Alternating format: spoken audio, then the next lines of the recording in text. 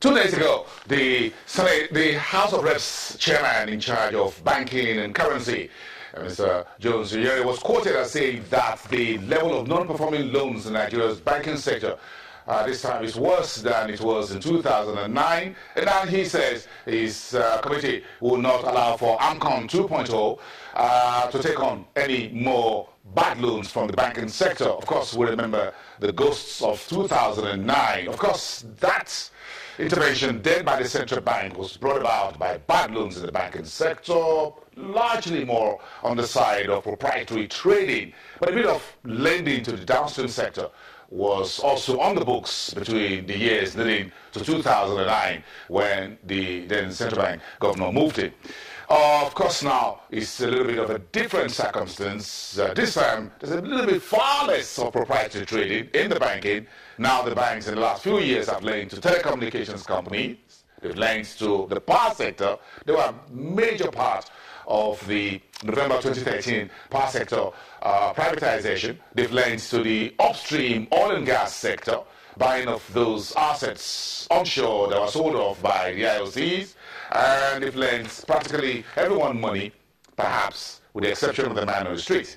So now the banks are under the yoke of non-performing loans. So we have an investment banker here who is the managing director of Afrinvest Securities. Good morning. Yeah, good morning. Thanks for coming. Thanks. When are we going to start from where we are to where we think we should be and where we're coming from? This is a spectre of bad loans in an economy that I don't want to use the expression bad, but is weak and battered.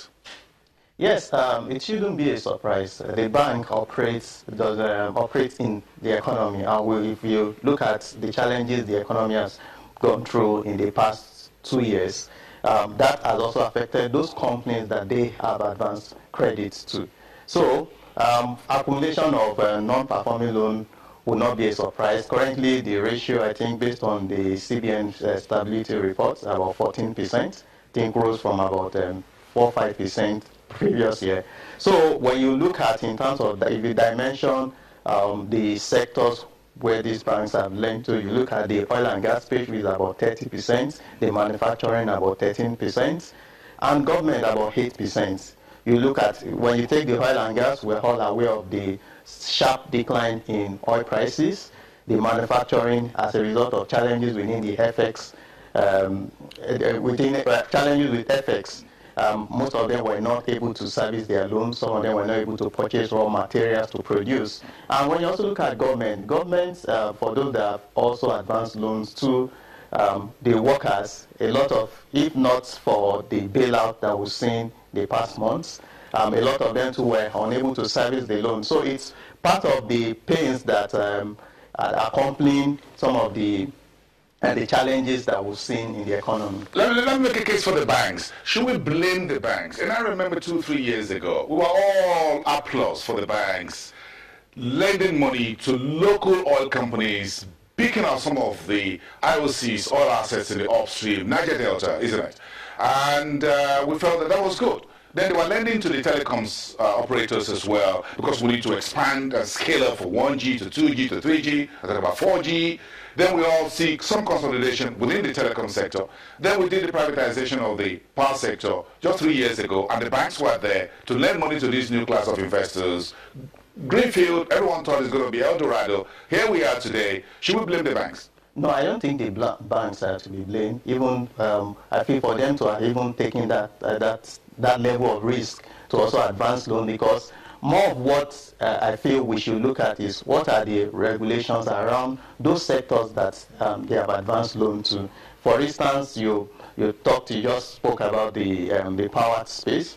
The regulation is still a challenge, and for people, for firms operating within that space, most of them may not be profitable if NERC does not look at some of those policies that still guides around doing business for some of those companies. We also look at the telecoms. It's no news again. The current the Etisalat loan issue that is being the company is trying to resolve. There's been a lot of back and forth around that. When you look at that in terms of regulation, the tariff has been pegged is currently less than 20 naira. And when you look at cost of operation, when they came in, then about 5 years ago, exchange was about 155 naira to $1. Diesel was about 90 naira then, is about 270 now.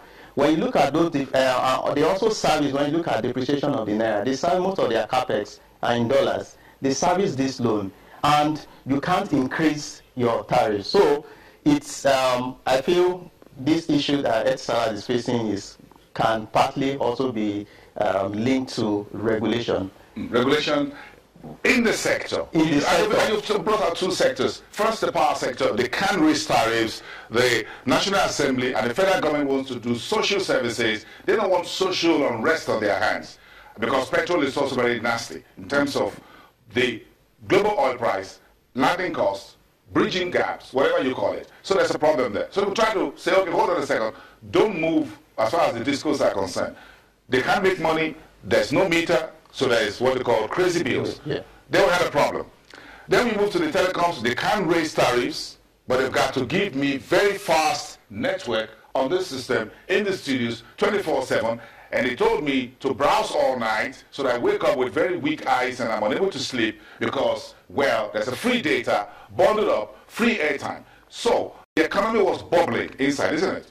Yes. That was a bubble. Yes, it's a bubble, but I feel it's self-inflicted. We need to also try and review some of this policy, because even with Etisalat, the group, I think there are about 3 groups that have significant investments: the Etisalat, Mudabala, as well as the Nigerian investor, that's the Bello Osage group.